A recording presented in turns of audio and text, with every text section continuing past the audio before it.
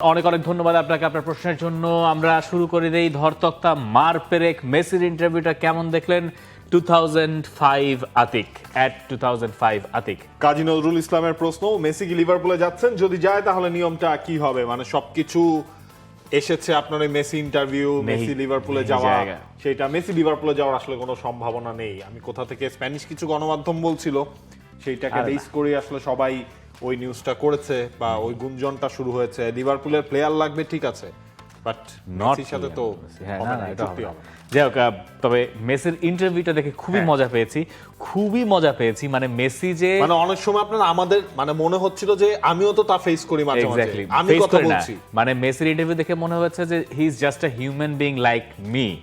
যদিও তার বউ আর সন্তানাদি আছে, তার মধ্যেও তিনি ওই ইন্টারভিউতে দাবি করছেন যে তার কখনো কখনো বিরক্ত লাগে যখন তার ছেলেপেলেরা প্রচন্ড চেঁচামেচি করে, কারণ তার ওই লোনলিনেসটা প্রয়োজন হয়, তার একাকিত্ব তিনি এনজয় করেন। তিনি একটা সময় টাইম আপনার সবাই আসলে সবাই চায়, টাইমটা লিওনেল মেসি চান। এইটা আমরা জানতে পারলাম যে লিওনেল মেসি সেটার প্রয়োজন আছে। এই গেল এক অংশ। দ্বিতীয় অংশ কোথায় মিলেছে? লিওনেল মেসি প্রচুর পরিমাণ রিলস দেখেন। তিনি বলছেন তিনি টিকটক দেখেন, এবং এই রিলস দেখার মধ্যে ধরেন আমি তো রিলে মোটামুটি পিএইচডি করে ফেলছি, হ্যাঁ, তো রিল দেখার ক্ষেত্রে এবং ভ্যারিয়েশন, আমার সঙ্গে আমার ক্লোজ যারা খুব আছেন তারা জানেন যে আমি কি মানে রিল আসলে কিভাবে আমি আমার সেকেন্ড প্যাশন হিসেবে নিয়েছি রিসেন্টলি। সেই রিল দেখার ক্ষেত্রে তিনি ওই যে এআই জেনারেটেড রিলগুলোও দেখেন, যেটার কোনো অ্যাবসলিউটলি কোনো আগামাথা নাই, সেটাও তিনি স্বীকার করছেন। লিওনেল মেসি ওই ইন্টারভিউতে স্বীকার করে তো বললেন উনি দেখছেন এক জায়গায় ওনাকে গ্রেফতার করে নিয়ে যাওয়া হচ্ছে, সেটা তিনি দেখেছেন। মানে এটা তুমি মজা পাইছেন। তিনি চ্যাট জিপিটি ইউজ করেন, এটাও বলে দিয়েছেন, মজা পান, বসে বসে দেখেন। আবার আরেকটা জায়গায় বলেছেন অবশ্য তিনি একটু ডান্স করেন কখন কোন মুহূর্তে, হ্যাঁ, ওগুলো আবার আরেক আলোচনা, আলাদা আলোচনা, সিরিজ নিয়ে তার ব্যাপক আগ্রহ আছে। আমার কাছে লিওনেল মেসির এই ইন্টারভিউগুলো এখন মনে হয় যে একজন মানুষের জীবনে যখন পরিপূর্ণ হয়ে যায়, তার জীবনের কাছ থেকে আর নতুন করে চাইবার আর তেমন কিছু থাকে না। যা তিনি চেয়েছিলেন তা তিনি পেয়ে গেছেন। অ্যাজ আ ফুলফিলড ম্যান যখন কথা বলেন লিওনেল মেসি, সেটা আমার কাছে মনে হয়। এই মেসির ইন্টারভিউ 5 বছর আগে এরকম ছিল না, 2-3 বছর আগেও এরকম ছিল না। এখন তিনি অনেক সাবলীলভাবে তিনি মানুষ হিসেবে কেমন সেইটা তিনি এটা বলছেন যে এটা হয়তো অনেকে জানেন না, বা অনেকের কাছে মনে হয় যে আমি weird guy, he is a weird guy. হ্যাঁ, তো মেসির এই সরলতাটা আমি দারুণ উপভোগ করছি এই তার রিসেন্ট ইন্টারভিউসগুলোতে। এবং ধরেন হচ্ছে গিয়ে মেসি যখন হচ্ছে মায়ামিতে আসলেন, তখন অনেকে বলছিলেন না যে মেসি কেন মায়ামিতে আসলেন, তিনি চাইলে তো অন্য যে কোনো ক্লাবে হচ্ছে টপ কম্পিটিটিভ জায়গাতেও তিনি খেলতে পারতেন। তখন থেকে আমরা আপনার একটা কথা বলছিলাম না, মেসি এখন হচ্ছে আপনার মেসির লাইফটাকে একটু মেসির মতো করে লিড করতে চান, যেখানে হচ্ছে কোনো ঝামেলা নাই, জাস্ট হচ্ছে মাঠের বাইরে ফ্যামিলির মধ্যেও হচ্ছে তিনি সেগুলোকেও দিয়েছেন কিছুটা তার পার্সোনাল স্পেস। এই সবকিছুই সেই ইন্টারভিউতে ফুটে এসেছে। হ্যাঁ, মানে পুরোপুরি তার কমপ্লিট লাইফস্টাইলটা লাগছে অনেক, তাই না? অনেক অনেক অনেক ফুটে উঠেছে। এই কারণে আজকে আরেকটা নাভিল খানের অনেক ক্ষুধা পেয়েছে। এই কারণে আজকে আরেক টাইম বৃহস্পতিবার এর টাইম ইউজুয়ালি একটু বড় হয়, কিন্তু আমরা এত বড় করব না, আধা ঘন্টার কম হবে না। তাও সেটা হচ্ছে না, আপনাকে খুব বিপদে ফেলার জন্য এই রান্না বান্নাটার প্রশ্ন আছে। এইটা হচ্ছে যে ব্রাইট লাইট রন, ইটস আপ টু ইউ, আপনি আনসার দিতেও পারেন, নাও দিতে পারেন, কারণ এরপরে বাসায় ঢুকতে পারবেন কিনা। I have my confusion. Start বেনসেল, মায়ের রান্না, বউয়ের রান্না, শাশুড়ির রান্না?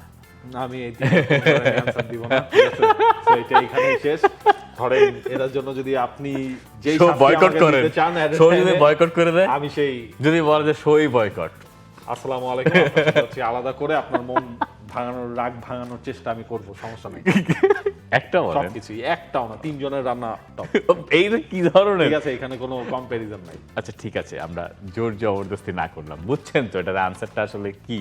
এই প্রশ্নটা করে একজনকেই আপনি বিপদে ফালাইতে পারতেন, আপনি তারই বিপদে ফালাইছেন। যাই হোক, পরের প্রশ্ন। হ্যাঁ, পরের প্রশ্ন হচ্ছে বার্সার সুপার কাপের জার্সি কেমন দেখলেন? মোহাম্মদ আক্তার। প্রশ্ন ভালো লাগে না, মানে খুব আইকনিক কিছু আসলে মনে হয়নি, অনেক চকরা বকরা মনে হয়েছে। আর হচ্ছে বার্সা যেভাবে খেলেছে ওইটা দেখতে দেখতে সত্যি কথা, আপনি যদি কোশ্চেন না করতেন তাহলে মাথায় ইনস্ট্যান্ট হিট করতো না যে বার্সা একটু ডিফারেন্ট জার্সি পরে না, হিট করতো। মানে আমি বার্সেলোনার খেলাতেই আলটিমেটলি এতটা ফোকাস ছিলাম, ওইটাই চোখের মধ্যে লেগে আছে। না, আমার কাছে বার্সার লাস্ট যে ম্যাচটা খেললো এর আগে জার্সির সঙ্গে মেরুন যে শর্টসটা তারা পরেছিল ওইটার কম্বিনেশন আমার খুবই ইন্টারেস্টিং লেগেছিল। যদিও বার্সা এর আগেও মেরুন শর্টস পরে মানে প্রচুর ম্যাচ খেলেছে। 2011 চ্যাম্পিয়ন্স লিগটা ওই সিজনটা তো ওদের মেরুন শর্টসই ছিল, মাঝখানেও মেরুন শর্টস ছিল। মেরুন শর্টস সব জার্সির সঙ্গে তো যায় না, কিন্তু ওইটার সঙ্গে গেছে। আর বার্সার কালকের জার্সিটার ব্লুটা মানে ঠিক এই যে আমাদের এই ব্লু এই যে আমাদের পেছনে যে দেখা যাচ্ছে এই ব্লু, মানে not a big fan of that blue আর কি। মোহাম্মদ আরমান খান তার প্রশ্ন, রাফিনিয়া যদি এই ফর্ম বিশ্বকাপে দেখাতে পারে তাহলে একাই রাফিনিয়া বিশ্বকাপ নিয়ে যাবে? হ্যাঁ হ্যাঁ, আরো কত কিছু হবে। মানে আচ্ছা ধরেন রাফিনিয়ার এই ফর্ম তো আমরা লাস্ট সিজনও দেখলাম, মেসিকে একা বিশ্বকাপ জিতছে, ঠিক আছে, রাফিনিয়া এখানে বড় একটা মেসিকে একা বিশ্বকাপ জিতছে কখনোই না, কেউ একা বিশ্বকাপের মতো একা বিশ্বকাপ এটা হয় না, ঠিক আছে, এটা হয় না। এইটাও হয় না যে আপনি একা কোনো লিগ জিতে দেয়, এইটাও আসলে এটা হয় না। এমনকি বার্সেলোনার ওই জার্সি পরেও আপনি জিততে পারবেন না, এই নতুন জার্সিটা পরেও আপনি পারবেন না। বাট রাফিনিয়ার আপনার এই ফর্ম হচ্ছে ডেফিনেটলি ব্রাজিলের ফ্যানদেরকে একটু আশা দেখাবেন, ভরসা দেবেন, ভালো ভরসা দেবেন। এবং রাফিনিয়া ধরেন এরকম কনসিস্টেন্টলি তিনি কিন্তু টানা পারফর্ম করে যাচ্ছেন ওই ইনজুরি স্প্যানটা বাদ দিলে, লাস্ট সিজন থেকে আমরা দেখছি। এই কারণেই কি নেইমারকে বাদ দেওয়া হবে, মানে নেইমারকে বাদ দেওয়া হবে মানে আমি বলতে চাচ্ছি যে যেহেতু আমার কাছে রাফিনিয়া আছেই, একজন তো পারফর্মার আমার কাছে থাকলোই, তাহলে আমি কেন বাদ দিব, মানে কেন নেইমারকে আমি নেব? নেইমার ফিট থাকতে পারবেন কিনা এটাই তো ভাই এখন সবচেয়ে বড় কোশ্চেন। ফিট থাকলেই দলে নেইমারকে 70% ফিট নেইমারকেও দলের সাথে রাখা হবে, ম্যাচ খেলাবে কি খেলাবে না কিন্তু বলছো তো 90% রাখবে না। ওইটা হয়তো আপনার বলার জন্য নেইমারকে একটু আমার ধারণা নেইমারকে ওয়ার্ল্ড কাপে রাখা হবে। নেইমার আসলে আমার মনে হচ্ছে ওয়ার্ল্ড কাপে রাখবে সম্ভাবনা একেবারেই কমে যাচ্ছে ডে বাই ডে। যদিও সান্তোসের সাথে তিনি আবারও কন্ট্রাক্ট রিনিউ করেছেন, ওয়ার্ল্ড কাপের ড্রিমের কারণেই তিনি করেছেন, বাট ওই ফিজিক্যাল কন্ডিশনটা কোন অবস্থানে থাকে সেটা একটা মেজর ফ্যাক্ট। আমি দেখতে চাই কিন্তু মনে হচ্ছে না হবে। যাই হোক, পরের প্রশ্ন হচ্ছে নাফিস 99, though I'm a Barca fan, in recent time I noticed that Barca promote Yamal in every post of social media, handle more than any other player, even the best performer of certain day, especially Rafinha. What is your perspective on this or about this? মানে এটা আমার কাছে খুব normally মনে হচ্ছে না। ধরেন এটা তো আপনি এড়াইতে পারবেন না, মানে দিন শেষে আমরা তো মানুষ। হয় কি, একে তো সে স্প্যানিশ, একে তো তরুণ, হালের সেন্সেশন, মিডিয়া অ্যাটেনশন কারেন বেশি, এই কারণে লামিন আমাকে প্রমোটও করে বেশি। লেস্টার সিটি কেন হামজা চৌধুরীর ছবি ক্ষণে ক্ষণে দেয়, কারণ অ্যাটেনশন কারেন বেশি। দিন শেষে সবই নাম্বারস, সবই বিজনেস, সবই মানে হ্যাঁ এইটার পেছনে অনেক সময় ইমোশন কাজ করে, কিন্তু এগুলো আসলে ওইভাবেই নিতে হবে। এগুলো নিয়ে খুব আপনি যেভাবে ডিপলি চিন্তা করেছেন, এই ডিপলি চিন্তা করার জন্যই প্রশ্নটা নেওয়া। এমন না যে আমি সারাদিন বার্সা সোশ্যাল মিডিয়ায় পড়ে থাকি বা আমার চোখে ওইটা নজরে পড়ছে। আপনার অ্যানালিসিসটাকে সম্মান জানাতে চেয়েছি এই কারণে। আমার পার্সপেক্টিভ মানে এটা নিয়ে আমার কোনো নেগেটিভ পার্সপেক্টিভও নাই, কোনো পজিটিভ পার্সপেক্টিভও নাই। I am just okay with it, এমন কিছু না। এই তো মোহাম্মদ রমজানের প্রশ্ন, ইগোর থিয়াগোকে কি বেনফোর্ড ধরে রাখতে পারবে কিনা? এই উইন্টার ট্রান্সফারে ধরে রাখতে পারবে, সেটা কনফার্ম হয়ে গেছে। সেটা ক্লাবের অফিসিয়ালরাই বলে দিয়েছে যে তাকে কোনোভাবেই এই উইন্টার ট্রান্সফারে ছাড়বো না। কিন্তু আপনার ধরেন পরের সিজনে যদি টাকার বস্তা নিয়ে কেউ আসলেই আসে, যদিও তার কন্ট্রাক্ট রয়েছে 2029 সাল পর্যন্ত, সেটা কতটুকু ধরে রাখতে পারবে সেটা হচ্ছে কোয়েশ্চেন। কারণ আপনি দেখেন এই লাস্ট ট্রান্সফার উইন্ডোতেও তো হচ্ছে গিয়ে ব্রেন্টফোর্ডের সামনে তো সবই আসলে চলে গেল। চেলসির নতুন কোচ রসেনিয়ারের সঙ্গে চেলসির চুক্তি কয় বছরে জানেন? 2032 সাল পর্যন্ত, মানে 6.5 বছর। আপনার কি মনে হয় যে 6.5 বছর উনি টিকবেন? কখনোই না। কোচের হিসাব তো আপনার আরো আলাদা। এই যে কন্ট্রাক্টের 29 পর্যন্ত আছে, তো কি হয়েছে? যার দরকার হবে সে নিয়ে যাবে। কিন্তু টাকার অঙ্কটা বেশ ভালো হটকেকেই তিনি থাকবেন নেক্সট সামার ট্রান্সফার উইন্ডোতে, এটা বলা যায়। হয়তো 16টা গোল আপনার করে ফেলছেন, এটাও তো কম না হয়তো। এখন তাকে ব্রাজিল দলে নিয়ে তো আবার গতকালকের গোলগুলোর পর ইনফ্যাক্ট লাস্ট 2 ম্যাচেই দেখেন হ্যাটট্রিক, জোড়া গোল। এই যে আমাদের এখানে দেখেন, এই যে ইগোরকে নিয়ে প্রশ্ন আমরা পাই, রোমেরও একটা ওভারহেড কিকে গোল করলে তাকে নিয়ে প্রশ্ন, মানে এত এই যে ইগোরের খেলা অনেকে দেখেনি, কারণ তিনি হয়তো ব্রাজিল করেন, এই কারণে ইগোরের খোঁজ খবর রাখেন। কিন্তু সত্যি কথা বলতে গেলে এইখান থেকে ইগোরের খেলা আমরা লাইভ দেখছি কয়টা? আমি খুব কম। ধরেন হচ্ছে বড় ম্যাচগুলো হয়তো দেখছেন, Brentford, man city, Brentford, Liverpool, United, Chelsea, এইগুলো হয়তো দেখা হয়েছে। এই কারণে আমি এই জিনিসগুলোর খুব ডিপে আসলে যাওয়ার মতো অবস্থায় যেহেতু থাকি না, তাই আমি এটা নিয়ে খুব ডিপে আসলে যাইতেও না। যেমন ধরেন এইটার জন্য তো আপনার ডিপে যাওয়া লাগে না, লাগবে না, প্রচুর নিউজ আসলে চলে আসে, নিউজ প্লাস রিপ্লে দেখলে তো ফিনিশিং, একটা স্ট্রাইকারের তো ফিনিশিং দেখলে বোঝা, তো অফ দ্য বল মুভমেন্ট অত না দেখলে হয়তো হচ্ছে। কিন্তু উনি কি আসলেই ওই বিশ্বমানের আসলে কিনা, এটা বিশ্বকাপে জায়গাটা পাবেন কিনা, এটা মতামত দেওয়ার আমি তো কেউ না, কিন্তু যেহেতু আপনি জানতে চাইছেন, মত দেওয়ার মতো জায়গাতে নাই দেখেই জিনিসটা এড়াই যাচ্ছে। এখন দেখা যাক ব্রাজিলের কোচ কার্লো আনচেলত্তির মত আসলে কি, মানে এখনো জায়গায় যায়নি, আমার একটু দেখতে হবে তিনি শেষ পর্যন্ত ব্রাজিল দলে থাকেন কিনা। এই আওয়াজ তো জোরে সোরেই শুরু হচ্ছে প্রতিনিয়ত, প্রতি ম্যাচের পর পরেই। আচ্ছা, পরের প্রশ্ন। হ্যাঁ, মোহাম্মদ নাজমুল ইসলাম, আলমাদা কি আতলেতিকো মাদ্রিদে এসে ভুল করলো? বিশ্বকাপের আগে যদি গেম টাইম না পায় তাহলে কি স্কালোনির টিমে জায়গা পাবে? আজকেই হচ্ছে আপনার টিওয়াইসির একটা প্রবাবল আর্জেন্টিনার স্কোয়াডের মতো একটা নিউজ দেখলাম। সেখানে হচ্ছে আপনার 26 জনের মধ্যে 20 জন নাকি হচ্ছে স্কালোনি চূড়ান্ত করে ফেলেছেন, বাকি 6 জন নিয়ে কথাবার্তা চলছে। সেইখানে বলা হচ্ছে আলমাদা আছেন। আলমাদা তো গতবারও ছিলেন, মানে যদিও ইনজুর্ড, কত লোসেলসের জায়গায় মনে নিয়েছিল না, আলমাদা তখনও ছিল। তো তখন যেহেতু ছিল, এখন কেন থাকবে না? হ্যাঁ, এটা একটা না, কিন্তু আতলেতিকোতে তার মানে সময় কোটা ভালো যাচ্ছে না। আতলেতিকো একটা প্রপার টাকা পাইলে হয়তো তাকে ছেড়েও দিবে, কিন্তু এইটা আসলে আতলেতিকোতে হওয়ার কথা ছিল না। রাদার আর্জেন্টাইন ফ্যান যারা, তারা বা আর্জেন্টাইন পার্সপেক্টিভ থেকে অনেকে হয়তো আতলেতিকো মাদ্রিদে আলভারেজ আর আলমাদার কম্বিনেশনটা লোকে দেখতে চেয়েছিলেন। ওইটা ক্লাবে জেল করে গেলে ন্যাশনাল টিমে আর্জেন্টিনাকে ভালো হেল্প করতে পারতো, কিন্তু সিনারিও আসলে ওইভাবে যায় নাই। এটা কেমন কাকতাল আমি জানি না, যে দিয়েগো সিমিওনের আন্ডারে কোনো একজন আর্জেন্টাইন খুব ফ্লারিশ করছেন খুব লম্বা সময় জুড়ে। I cannot remember. আলভারেজ ছাড়া ধরেন, আলভারেজ তো আসলে লম্বা সময় সেটা বলার তো সুযোগ নাই। আলভারেজ তো কেবল এক্স্যাক্টলি আর কি। রদ্রিগো ডিপল ভালো করছিলেন, কিন্তু টাইম স্প্যানটা ধরেন, কিন্তু টাইম স্প্যান খুব বেশি না। আবার ডিপল যে উদিনেসে থেকে এসে সব ম্যাচে খেলতে পারছিলেন তাও না। লাস্টের 2-3 বছর হচ্ছে কি আপনার, মানে কোন একটা প্লেয়ারের তার আন্ডারে খেলে ইমপ্রুভমেন্ট হয়েছে আর্জেন্টাইন প্লেয়ার মনে করা একটু ডিফিকাল্ট।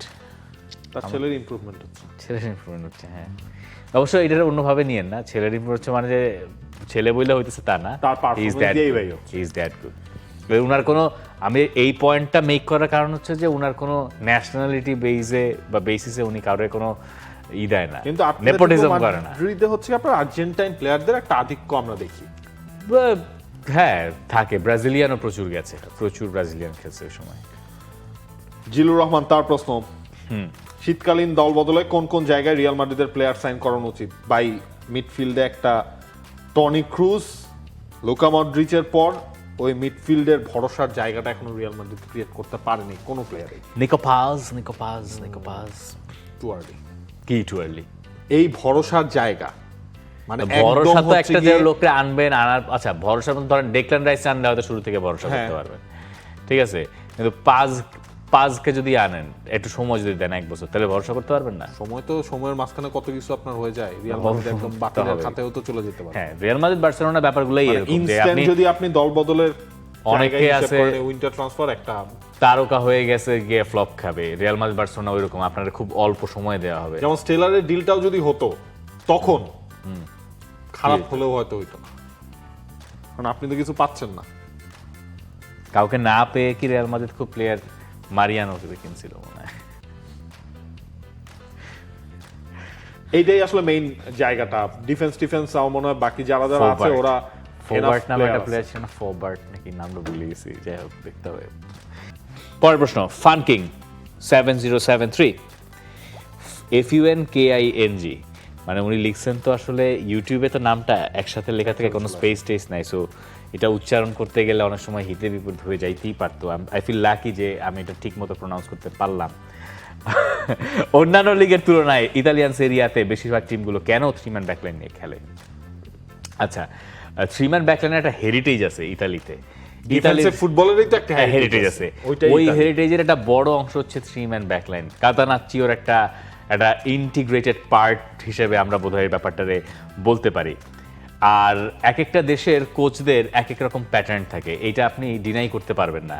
যেহেতু আর্জেন্টাইন যে কোচ, তার স্কুলিং হয়েছে আর্জেন্টিনায়, স্প্যানিশ কোচ হাভিয়ার কাবরেরার স্কুলিং পর্যন্ত স্পেনে, এবং সিস্টেমের আপনি কিছু না কিছু মিল খুঁজে পাবেনই, যতই সেটা পেপ গুয়ার্দিওলা হোক আর এইটা হাভিয়ার কাবরেরা, মাঝখানে মনে করেন 1 কোটি লেয়ার হয়তো আছে, কিন্তু তার ভেতরেও হাভিয়ার কাবরেরা যখন ইনফ্লুয়েন্স খোঁজেন তখন তিনি কার্লো আনচেলত্তির চেয়ে বেশি ইনফ্লুয়েন্স খোঁজেন পেপ গুয়ার্দিওলার কাছ থেকে। আর একটা দেশের ফুটবলিং সিস্টেমটা ওই দেশের কোচেরাই রান করেন, ওই কারণে ওই ফুটবলটার যে সিস্টেমটা, এটার কি বলে, এটার ইকোসিস্টেমটা ওইভাবে বিল্ড আপ করা হয়। এই কারণে ইতালিতে ব্যাক থ্রির যে চলটা ওইটা এখনো আছে, বেশিরভাগ ক্লাবে আপনি এটা পাবেন, এবং এরা খুব সাবলীল স্বাচ্ছন্দ্যে ব্যাক থ্রি খেলে যায়, কারণ ছোটবেলা থেকে তারা জানে এই ব্যাপারটা কি। স্পেনে যাবেন, সবাই টেকনিক্যালি ভালো। লালিগার খেলা দেখবেন, লালিগায় কোনো টিমটা আপনি দেখবেন না, খুব কম 2-1টা টিম ছাড়াই, যে ধরেন হেতাফে ছাড়া সবাই অ্যাটাকিং খেলতে চায়। অ্যাটাকিং মানে হচ্ছে যে ধরেন তারা রিয়ালের সাথে খেলুক, কখনো তারা এই পরিকল্পনায় নামে না যে 5 জন মিলা ব্যাককে বসে আমরা ডিফেন্স করব, এরপরে কাউন্টার অ্যাটাকে একটা বল পাইলে গোল দিলাম, নাইলে নাই, গোল খাবো না, এটাই আমার ফাইনাল টার্গেট। এইরকম মেন্টালিটি স্পেনে নাই, কারণ হচ্ছে স্প্যানিশ ফুটবলটা ফ্রি ফ্লোয়িং ফুটবলে তারা বিশ্বাসী, তারা অন্যদিকে গোল করায় বিশ্বাসী। প্রিমিয়ার লিগের ব্যাপারটার মধ্যে আবার সব আছে, পাওয়ার আছে, এইটা আছে, ওইটা আছে। প্রিমিয়ার লিগ লেটলি অনেক বেশি চেঞ্জ হয়েছে, কারণ প্রিমিয়ার লিগে এমন সব কোচরা কাজ করছেন, ধরেন পেপ গুয়ার্দিওলা ইনফ্লুয়েন্সের নিচের গুলা ঠিক হয়েছে, একটা হাইব্রিড মডেল, একটা মডেল তৈরি ইংলিশ হয়েছে প্রিমিয়ার লিগে হ্যাঁ, হয়ে গেছে। কিন্তু ইংল্যান্ডের কিন্তু একটা বেস আছে, ওই বেসটার উপরে তারা মানে ডিপেন্ড করে ওদের দেশের প্লেয়ার সাপ্লাই হয় বা বের হয়। কিন্তু পেপ গুয়ার্দিওলার ইনফ্লুয়েন্স ওইখানে এত বেশি হয়েছে লেটলি, সেই কারণে প্রিমিয়ার লিগের বাকি ক্লাবগুলো সেটা ফলো করতে বাধ্য হয়েছে, আর বাকি ক্লাবগুলোর সঙ্গে নিচের দিকে বাধ্য হয়েছে। এইভাবে আস্তে আস্তে অনেক দূর পর্যন্ত জিনিসটা রুট লেভেল পর্যন্ত গেছে। এখন এইটার ফাইনাল আউটপুটে হয়তো আমরা দেখব ইংলিশ কোচরা 10 বছর আগে যেরকম ছিলেন, 20 বছর আগে যেরকম ছিলেন, হয়তো 10 বছর পরের ব্রিটিশ কোচরা বা ইংলিশ কোচরা অন্যরকম একটা ইনফ্লুয়েন্স নিয়ে তখন হয়তো গার্দিওলার মতো আপনার কেউ একজন দাঁড়িয়ে যাবে, তার একটা ফিলোসফি থাকবে, ওইটা অন্য কোচরা ফলো করবেন। এটা হইতে পারে, এইভাবেই আসলে জিনিসগুলো চলতে থাকে। এগুলো আসলে খুবই তাত্ত্বিক আলোচনা, তবে আমার মনে হয় যে আপনার প্রশ্নটার একটা মোটামুটি জবাব আমরা যেমন ধরেন ইন্টার মিলানের কোচ চেঞ্জ হয়েছে, তাদের খেলার স্টাইল কি চেঞ্জ হয়েছে? সেটা ধরেন কিভু চেঞ্জ করেন নাই, হ্যাঁ, সে আসলে ওইভাবে ধরেন তিনি দেখেছেন যে রাখছেন তার দল বা ক্লাবের ওইটাতেই তার দলটা আসলে ইউজ টু হয়ে আছে, কিন্তু তিনি চাইলে তো চেঞ্জ করতে পারতেন। আমরা বলতেছি ধরেন গ্রোন আপ ম্যানরা চেঞ্জ করার কথা বলতেছি না, আমরা বলতেছি ধরেন তলার থেকে, রুট লেভেল থেকে। ধরেন 35-এর পরে নাকি মানুষের খুব বেশি চেঞ্জ করা যায় না, আপনি যে ধারণা পোষণ করেন এটা খুব বেশি চেঞ্জ করতে পারবেন না। তো ইন্টার মিলানের ব্যাপারটা ওই রকম, আমরিমের ক্ষেত্রে তাই হয়েছে। হ্যাঁ, হয়তো ঠিক আছে। মোল্লা ব্লগসের প্রশ্ন, নেশনস কাপের কোয়ার্টার ফাইনাল ম্যাচগুলোর প্রেডিকশন করেন। আচ্ছা, মানে এমনিতে ধরেন আমরা প্রেডিকশন করে দিতে পারি। লাইন আপটা দেখি। Cameroon, Morocco, Algeria, Nigeria, Mali, Senegal, Egypt, Ivory Coast. সবচেয়ে টাফ ম্যাচ হবে ইজিপ্ট আর আইভরি কোস্টের। আইভরি কোস্ট তো ডিফেন্ডিং চ্যাম্পিয়ন, আর ইজিপ্ট হচ্ছে most successful team. Mali, Senegal, Algeria, Nigeria, DR Congo হেরে গেল, আলজেরিয়ার কাছে চলে গেলেন। Algeria, Nigeria, Cameroon, Morocco. Morocco যাবে একদিক থেকে। আচ্ছা, আমার হচ্ছে আপনার মরক্কো, আলজেরিয়া, সেনেগাল। ইন্টারনেটের স্পিড। আচ্ছা, মালি, সেনেগাল। মালিকে সাপোর্ট করবো নাকি? না, আমি সেনেগাল সেন্ট ফিটের জন্য, টম সেন্ট ফিটের জন্য। সেনেগালের প্রতি শৈশবের একটা প্রেম আছে তো। আপনি যখন করেন, রিপোর্টই করেন, আপনি কি সেন্ট ফিটকে পেয়েছি তো। ইনফ্যাক্ট এই ভুটান বিপর্যয়ের পর দেশে আসার পর ইন্টারভিউটাও নেওয়া হয়েছিল এয়ারপোর্টে যখন নামলো, তখন সেন্ট ফিটকে পাইনি। আচ্ছা, তখন আমি কোচি। ক্যামেরুন আর মরক্কো, ক্যামেরুন আর মরক্কো হচ্ছে মরক্কো হওয়া উচিত, কিন্তু খুব টাইট ম্যাচ হবে। আলজেরিয়া, নাইজেরিয়া, হ্যাঁ আলজেরিয়া, এই ম্যাচটা দেখতে হবে। আলজেরিয়া, নাইজেরিয়া, ইজিপ্ট আর আইভরি কোস্টে ইজিপ্ট। এই ম্যাচটাই আলজেরিয়াকে সাপোর্ট করে যায়, কারণ পরে তো সাপোর্ট করতে হবে। পুরো আন্দাজে প্রেডিকশন দিছি, এমন এক্সাক্ট খেলা দিছি। এইখান থেকে ইনশাআল্লাহ খেলা দেখা শুরু করব, ঠিক আছে? এইটাই ছিল নিয়ত। আচ্ছা, এইখানে একটা প্রশ্ন আছে আমাদেরকে নিয়ে। রাকিব হাসান, তার প্রশ্নটা হচ্ছে এরকম যে আপনাদের একটা বিষয় অবাক করে, সিজনের শুরুতে টাইটেল রেসের এক দলকে নিয়ে প্রেডিকশন দেন, সিজনের মাঝে আবার প্রেডিকশন বদলাবেন কেন? তাহলে সেই মাহাত্ম্য থাকলো আপনাদের? এটাকে কি বলে বিপদ বুঝে সরে যাওয়া? আচ্ছা দেখেন ভাই, এটা সিজন লম্বা একটা সময়। সিজনের শুরুতে আমরা প্রেডিকশন করেছি, যার যেটা মনে হয়েছে সেটা আমরা বলেছি।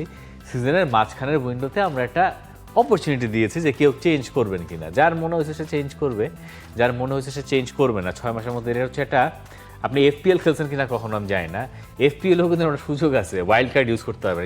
ইট ওয়াজ মানে এটা ছিল একটা ওয়াইল্ড কার্ড এন্ট্রি, এইভাবে আমরা বলতে পারি, এরকম একটা ব্যাপার।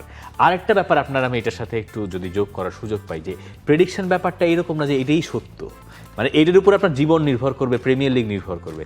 প্রেডিকশনকে ফান হিসেবে নেওয়া শিখতে হবে, মানে অ্যাজ আ নেশন বাংলাদেশিদের আমাদেরকে প্রেডিকশনটারে একটা ফান হিসেবে নেওয়াটা বুঝতে পারতে হবে। আর খেলা ব্যাপারটা ইটস ফান, এটারে মানে মাইরা ফালা কাইটা ফালা, ঠিক আছে, এইগুলার থেকে সরে আসতে হবে। জ্যোতিষী মনীষী লেভেলে কেউই আসলে না। আর আপনি ওই সিজনের শুরুতে যখন আমরা প্রেডিকশনটা করি, ওটা ধরুন হচ্ছে লম্বা 1 বছর ব্যাপী একটা টাইম ফ্রেম আসলে থাকে। তো ধরুন ওয়ার্ল্ড কাপের সময় আপনি প্রেডিকশন করলে টাইম স্প্যানটা চিন্তা করেন আপনি কত ছোট, ম্যাচ বাই ম্যাচ প্রেডিকশন সেটা হচ্ছে ছোট। সো ওইটা হিসেব করে যদি আপনি পুরোটা জাজ করেন তাহলে তো কেমনই হয়ে যায়। কারণ আপনি জানেন না যে, আপনি ওটা আন্দাজও করতে পারেন না যে লিভারপুল চ্যাম্পিয়ন টিম, তাদের হচ্ছে যে অবস্থা হইলো এই সিজনে। আপনি কি ভেবেছিলেন ফ্লোরিয়ান ভার্টস আসার পর তার হচ্ছে দলের সাথে মানায় নিতেই অর্ধেক সিজনের উপরে চলে যাবে? আপনি কি ভেবেছিলেন ইসাক জয়েন করার পর ইসাক হচ্ছে খেলতেই পারবে না, ইনজুর্ড হয়ে যাবে? এরপরে আসেন না ম্যান সিটি আর চেলসি ম্যাচের আগে কয়জন প্রেডিক্ট করতো যে ম্যান সিটি এই ম্যাচে ড্র করবে বা চেলসি এই ম্যাচে ড্র করবে? মানে হয়েছে। এখন ওই সময় পর্যন্ত, যেমন ধরেন আজকে রিয়াল মাদ্রিদ আতলেতিকো ম্যাচে একটা আমার কাছে যা মনে হয়েছে এই অবস্থার ভিত্তিতে আমি বলছি এই প্রেডিকশনটা হবে, মিলে গেলে ইটস ফাইন, তাহলে আমার প্রেডিকশন ওয়াজ রাইট। আর যদি মিলে না যায় তাহলে মাই প্রেডিকশন ওয়াজ রং। এবং তখন ধরেন সিজনের শুরুতে যখন প্রেডিকশনটা করা হয়, তখন কি দেখে আমরা প্রেডিকশনটা করি? নতুন লাইন আপ, দলটা কেমন হইলো, ওভারঅল দলের একটা কম্বিনেশন দেখে আমরা করি। এখন ধরুন যদি সবসময় যদি আপনার ওই দলের সবার ওই প্রেডিকশন বা ওই পারফরমেন্সটাই ঠিক থাকতো, তাহলে তো আর্জেন্টিনা অনেক আগে বিশ্বকাপ জিততো, ফ্রান্সও গতবার বিশ্বকাপ জিততো। প্রেডিকশন কখনো মিলবে কখনো মিলবে না, মিললে আমরা ওটা নিয়ে ফাইজলামি করব, এই মিলছে আমারটা, অমুকেরটা মিলে নাই। হ্যাঁ, আবার ধরেন না মিললে অন্যান্য সমর্থক যারা আছে তারা বলতেই পারে যে ভাই আপনি তো এই প্রেডিকশন করেছিলেন, হাহা জিতে গেছে। এটা হইতেই পারে, এটা হইতেই পারে। আমরা প্রেডিকশন দিলে কমপ্লিটলি উল্টা হয়। এটা ব্যাটার, এটা হেলদি ব্যাটার, এটা মজা, এটা অনেক ফান। কিন্তু আপনি যে সিরিয়াস নিয়ে রাকিব ভাই প্রশ্ন করছেন, এত সিরিয়াস ব্যাপারটা, মানে ইস্যুটা এত সিরিয়াস না যে এটা ধরেন লিখা দিছে এটাই হইতে হবে, ঘটনাটা এরকম না। হ্যাঁ, এটার উপরে কারো কিছু নির্ভর করে না। নেক্সট প্রশ্ন, নাজমুস নাসিব তার প্রশ্ন। মানে প্রেডিকশন নিয়ে ফানগুলো আমার খুব মজাও লাগে, মানে মাঝে মধ্যে আমার মানুষজন আমি এই কমেন্টগুলো খুব মজা লাগে যে প্রেডিকশন এটা করছে তার মানে এইটা হবে। হ্যাঁ, ইটস ফান, কমপ্লিট ব্যাটারি। কিন্তু এত সিরিয়াস, মানে আমি দু একজনকে দেখছি এত বেশি সিরিয়াস হয়ে যাচ্ছেন ওনারা যে এরা এটা প্রেডিক্ট করছে, তখন মানে কুফা বানায় দেয়া হয় না। প্রেডিকশন দিয়ে যখন আপনি ফুটবলিং নলেজ জাজ করতে যাইবেন, এটা বিরাট বড় মুশকিল রে ভাই, বিরাট বড় মুশকিল। ঠিক আছে, আপনি মানে এইরকম এইগুলা আন্দাজে কথাবার্তা বাইরেতে যা কিছু অনেক কিছু না, উনিও হয়তো এত না। হ্যাঁ, রাকিব ভাই তো ওইভাবে বলেন নাই, তবে ওইভাবে আপনি বলেন নাই, আপনি ভাইবেন না যে এটা আপনার উপরে সব জিনিসটা এমন না, বাট কিছু কোইন্সিকুয়েন্স যেগুলো বললাম আর কি আমরা। নাজমুস নাসিব তার প্রশ্ন, মিশরে বিশ্বকাপ ট্রফি ট্যুরে এসেছেন ফ্যাবিও ক্যানাভেরো, সৌদি আরবের ডেল পিয়েরো, বাংলাদেশে কাকে দেখতে চান? আচ্ছা, যদি দেখতে চাওয়ার কথা বলেন, মানে এটা তো ধরেন পসিবল না, এটাই বলতে নিছিলাম যে ওইটা বললে তো পসিবল না। রিসেন্ট টাইমসে তো আসলে কাউকেই যদি দিমারিয়াকে দেখতে পারতাম তাহলে আসলে খুব ভালো তো। সম্ভব না, সেইটাও হয়তো সম্ভব না। এখন দেখা যাক বাংলাদেশে কে আসেন। ডেল পিয়েরো আসলে খুব মজা হবে। রবার্তো কার্লোসের একটা গুঞ্জন শোনা গিয়েছিল, হয়ে গেছে। মানে জিনিসটা আসলে কি হবে, আপনার পার্ট বাই পার্ট করে করে দেয়া। ধরেন সৌদি আরব রিজিয়ন বা মিডল ইস্ট রিজিয়নের জন্য ডেল পিয়েরো, ইন্ডিয়ায় যে আসবেন উনি ইন্ডিয়া, বাংলাদেশে আসার আগে তো ইন্ডিয়া আসবে, দিল্লিতে 14 তারিখ না 12 তারিখ মনে হয়, 12 তারিখ গিয়ে পৌঁছাবে, 12 তারিখ এক্স্যাক্টলি, 14 তারিখ তো বাংলাদেশে আসবে ওয়ার্ল্ড কাপ ট্রফি। তো দিল্লিতে যিনি আসবেন ওইটাই ধরতে হবে যে উনাকে আমরা পেলেকে জিজ্ঞেস করবো যে দিল্লি না ঢাকা। উনি তখন দিল্লি থেকে কারেন্টলি ঢাকায় থাকবেন, উনি বলবেন ঢাকা ঢাকা।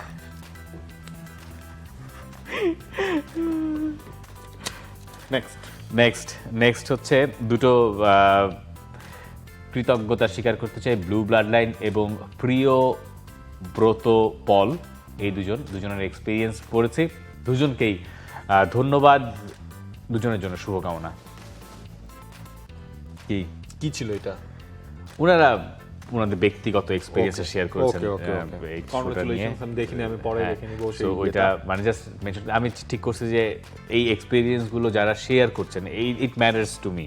হ্যাঁ, আমার মনে হয় আপনার কাছেও, যে ওনাদের কাছে এই শোটার, যেমন এই যে রাকিব ভাই যিনি হয়তো প্রেডিকশন নিয়ে বিরক্ত, যে ব্যাটাররা কি প্রেডিকশন করে, কিন্তু বাকিটা হয়তো ওনারা খুব ভালো লাগে, হয়তো, আমি আই ডোন্ট নো রাকিব ভাইয়ের কি অবস্থা।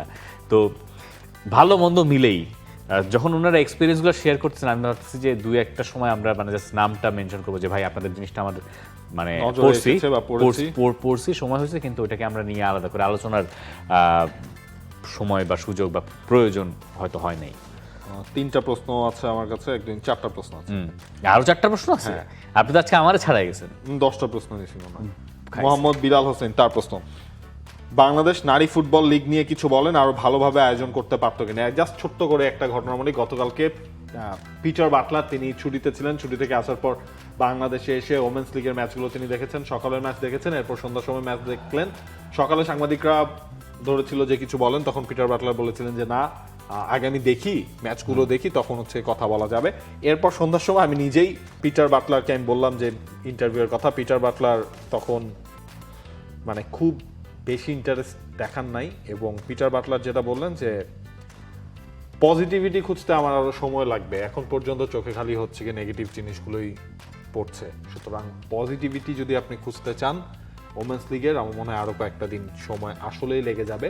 তবে ওই খেলার সুযোগ পাচ্ছে, এইটাই আসলে বড় কথা। ইনফ্যাক্ট আমি গতকালকেও আপনার যে অব্যবস্থাপনা নিয়ে অনেক গণমাধ্যমে অনেক নিউজ হয়েছে, কিছু কিছু হয়তো বেটার হচ্ছে, আরো কিছু কিছু হয়তো বেটার হবে, তবে স্ট্যান্ডার্ড লেভেলটা একটু ডাউন। পর প্রশ্ন, শহীদুল হাসানের প্রশ্ন, সাফ যদি আমাদের দেশে হয়, ভারত যদি খেলতে না আসে, তাহলে কি ধরনের শাস্তি পাওয়ার সম্ভাবনা রয়েছে ফিফা থেকে? ফিফা থেকে কোনো শাস্তি পাওয়া যাবে না। সাফটা হচ্ছে আপনার সাউথ এশিয়ান ফুটবল ফেডারেশন, তাদের টুর্নামেন্ট, ইন্ডিয়া নাই খেলতে আসতে পারে, এটাতে সাফের আসলে। তবে আমার কাছে মনে হয় যে ইন্ডিয়ার ফুটবল মানে এআইএফএফ ওরা মানে আসতে খুব একটা অনাগ্রহী হবে না, কিন্তু মানে যেহেতু ঘটনা যেদিকে গেছে, যেভাবে গড়াচ্ছে, তাতে ইন্ডিয়ার আর হয়তো সাফ যদি বাংলাদেশে হয় ওই সময় আমরা এক্সপেক্ট করবো যে সাফ হইতে হইতে এই মানে বৈরী সম্পর্কের একটা সমাধান হয়ে যাবে বা হোক, এটাই আমাদের প্রত্যাশা থাকবে দুই পাশ থেকেই। লেটস সি যে কি হয়। এখন থেকে এই যে এই প্রশ্নটা যখন করে আমি বলবো যে হয়তো ইন্ডিয়া আসবে না, ওপাশ থেকে কেউ বললো যে আমরা বাংলাদেশে খেলতে যাব না, এইভাবে তিক্ততা আরো বাড়ে যাবে। বরং আমি যত দেখেছি ইন্ডিয়ান ফুটবলের যারা যতটুকুই বা চিনি জানি, তারা এই বাংলাদেশের ব্যাপারে খুব ভালো ধারণা রাখেন বলে আমি দেখেছি, আমার দেখা যতটুকু। আর ফিফা থেকে কোনো কিছু আসবে না, এটা কারণ এটা ফিফা টুর্নামেন্ট না, মানে ফিফা হলে হয়তো ডাইরেক্ট অপারেটেড না। যদি এফসি এশিয়ান কাপের ম্যাচ হতো, তখন হচ্ছে গিয়ে সেইটা জরিমানা করতো, একটা ব্যান্ডের আশঙ্কা থাকতো, ওইটাই। আর এটারই হচ্ছে সাফ। সো সাফের ভেতরে দেশ তো 7-8টা, এর ভেতরে ইন্ডিয়া একটা হিউজ মার্কেটও অবশ্য। কি আছে বলেন? প্রশ্ন নাই? আছে একটা ফ্রি ফায়ার, ফ্রি ফায়ারের প্রশ্ন আপনি পারবেন। আমি ওয়েডনেসডে, স্কুইড গেম আর মানি হাইস্ট, এর মধ্যে পছন্দের সিরিজ কোনটা? ওয়েডনেসডে দেখি নেই, স্কুইড গেম দেখি নেই, মানি হাইস্ট এক সিজন দেখার ভালো লাগে না বলে আর মানি হাইস্টের খুব বিগ ফ্যান, কেন জানি না, এক সিজন দেখার ভালো লাগে না। ঠিক আছে, মানি হাইস্ট হচ্ছে গিয়ে আমার স্টার্ট, বেঞ্চ হচ্ছে গিয়ে স্কুইড গেম, সেল হচ্ছে গিয়ে আপনার ওয়েডনেসডে। মানি হাইস্ট মানে এটা ধরেন আমার মানি হাইস্ট থেকে অনেক বেটার অনেক সিরিজ আছে, বাট আপনার ভালো লাগছে, অনেকেরই ভালো লাগে, ঠিক আছে। হ্যাঁ, মানে আমার যেমন কোনোটাই সব সেল।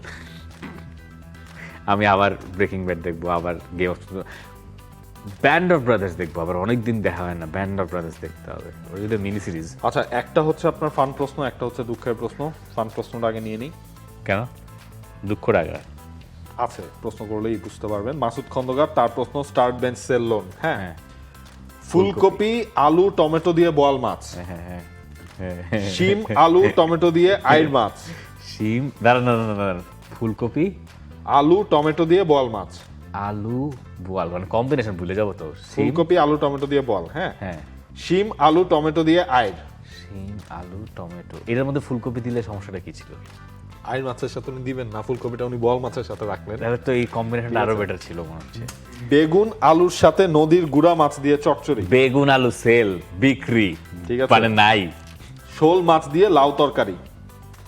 শোল মাছ লাউ, দ্যাট ইজ অলসো আচ্ছা, গুড। আমার সেল হচ্ছে আপনার বেগুন আলুর সাথে নদীর গুড়া মাছ দিয়ে গুড়া মাছ, চচ্চড়ি, এইটা সেল। সেল। লোন হচ্ছে শোল মাছ দিয়ে লাউ তরকারি। শোল মাছ লাউ হচ্ছে লোনে যাবে। আর ফুলকপি আলু বোয়াল, এটার মধ্যে একটু টমেটো দিলেই তো কাজ হয়ে টমেটো গেছে। আছে তো, কোনটায়? আমি আপনাকে বললাম তো, ফুলকপি আলু টমেটো দিয়ে বোয়াল। হ্যাঁ, তাহলে এইটাই স্টার্ট। আবার শিম আলু টমেটো দিয়ে আইর মাছ, ঠিক আছে আলু টমেটো ভাই। আমার হচ্ছে বোয়াল এবং আইর, এই দুইটা মাছ হচ্ছে আমার মানে প্রিয়, হ্যাঁ, সবারই, সবচেয়ে প্রিয়। সবারই। এইটা ধরেন 1-2 আমি এই দুইটার মধ্যে করতে পারবো না। এর মধ্যে ওয়ান টু করেন তো বোয়াল আর আইর। আমি বোয়াল আর- আইরাকে, আমার মাছের দিক থেকে আইরাকে। আইর আগে, কিন্তু হচ্ছে আপনার বোয়ালের যে ওভারঅল প্যাকেজিংটা তিনি করেছেন সেইটা হ্যাঁ, আমার সেটা কাছে বেশি ভালো attractive মনে লেগেছে। হচ্ছে। ফুলকপি আলু টমেটো, টমেটো, এইটা হচ্ছে ঠিক গিয়ে আছে? আমার স্টার। শিমটা ঝোলের মধ্যে ঠিক অত অ্যাট্রাকটিভ মনে হইতেছে না, মানে যে লাগবেই। হ্যাঁ, কিন্তু ফুলকপি দিয়ে আলু দিয়ে টমেটোটার চটকায় নিলেই, আর যদি সেটা আইড় মাছ হোক, সেটা রুই মাছও যদি হয়, এইটার একটা আলাদা আবেদন এবং আছে। শিম আলু টমেটো দিয়ে আইর মাছ, এটা হচ্ছে গিয়ে বেঞ্চ। হ্যাঁ, ভাই সবগুলোতে কিন্তু একটু ধনে পাতা দিতে হবে, নাহলে এটা এটা তো হবে না মাস্ট, ভাই। ঠিক এটা আছে? লাগবেই, লাগবেই। আর এইটার সাথে, এই ঝোলের সাথে আপনি যদি টমেটো, মরিচ, পেঁয়াজ, এটার কাঁচা সালাদ যদি সালাদ দিই, এবং different আপনি খালি thing। চিন্তা করেন লেবু দিয়ে এই আইটেমগুলো খেতে। এটাতে আমি লেবু খাই না, জান, আমি লেবু দিয়ে ভাত খাই না। আমাদের আপনি তো হ্যাঁ লেবু খান, বাট লেবু আলাদা খাই, different কিন্তু thing। লেবু দিয়ে ভাত অনেক খাই না। এটার সাথে লেবু ভালো লাগবে। হ্যাঁ, লেবু দিয়ে ভাই সবকিছুই তো, আমি তো সবকিছু সাথে। এবং এই আমি খালি লেবু চিন্তা দিয়ে- করতেছি এই যে আপনার ঝোলটা, ফুলকপি আলু টমেটো দিয়ে বোয়াল মাছের যে ঝোলটা হবে, ওইটা দিয়ে লেবু দিলে, সাথে ওই সালাডটা। আমাদের প্রোডিউসার সাহেবের সাথে আমাদের খাওয়া দাওয়া করতে যাওয়ার একটা প্ল্যান আছে। আমি জানি না হুট করে আবার মেনুটা চেঞ্জ হয়ে যায় কিনা এইসব দেখার পর। এগুলা দেখে আমরা ফিশ অ্যান্ড চিপস খেতে যেতে পারি। আচ্ছা, নেক্সট প্রশ্ন, সেটা হ্যাঁ। হচ্ছে আতিক এসকে, তার প্রশ্ন, আতা ভাই মারা গেছেন, আপনারা তাকে মিস করবেন কিনা? আজ সকালে আমরা সেই নিউজটা পেয়েছি, আতা ভাই নাই। মানে লিটারালি ওই ধরেন আমাদের প্রথম দিককার রিপোর্টিং এর সময়টায় উনাকে হচ্ছে গিয়ে মাঠে আপনিও পেয়েছেন, আমিও আসলে পেয়েছি। ওই মোমেন্টটা চিন্তা করেন, ধরেন তখন হচ্ছে বাংলাদেশের ফুটবলে কিছুই নেই। কিছুই নাই, ঠিক আছে?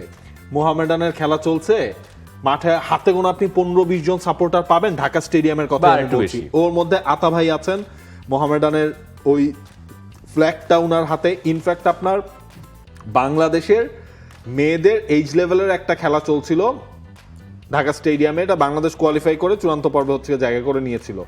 ওইটাতেও আমার মনে আছে যে আতা ভাই ওই রেলিংটার মধ্যে দাঁড়িয়ে মোহামেডানের ওই ড্রেস পরা গায়ে, পাঞ্জাবি বালখেল্লা যেটাই আমরা বলি, হাতে উনি বাংলাদেশের ফ্ল্যাগটা ওড়াচ্ছেন। মানে এইসব মুহূর্তগুলো খুবই মনে পড়ছে। এবং উনি অনেকদিন ধরে অসুস্থ ছিল। ইনফ্যাক্ট আমার লাস্ট গেল মাসেই হঠাৎ করে আমার যমুনা টিভির এক্স কলিগ তারেক ভাইয়ের সাথে দেখা হয়েছিল। তারেক ভাই তখন ওনার বাসায় রিসেন্টলি যে একটা ইন্টারভিউ করেছিলেন, তখন আতা ভাই নাকি আমার কথা জিজ্ঞেস করেছিলেন, আমার সাথে দেখা বলেছিলেন যে আমি যেন ওনার সাথে দেখা করি। ওই মানে এটা একটা ধরনের অপরাধ বোধ আমার মাঝে কাজ করছে যে শেষ পর্যন্ত আসলে ব্যস্ততার কারণেই হোক, জিনিসটা একেবারেই ভুলে গিয়েছিলাম, দেখা করা হয়নি। আমাকে সকালবেলা থেকে ওই অপরাধ বোধটাই বেশি আমাকে হিট করছে।